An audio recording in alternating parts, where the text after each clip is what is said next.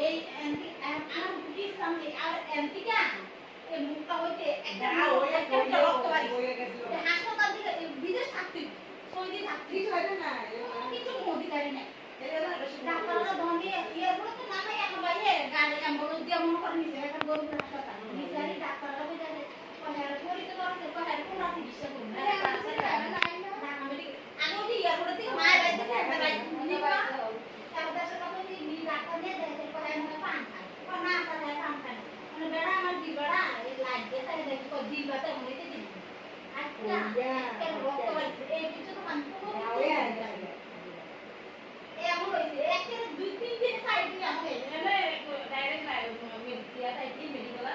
পয়সা এমন হইছে এর মধ্যে সে ঢাকা মেডিকেল আরটি হাসপাতাল নিয়ে ভর্তি করাইছে আরটি হাসপাতাল ভর্তি করাইছে এর মধ্যে এখান থেকে মনে কর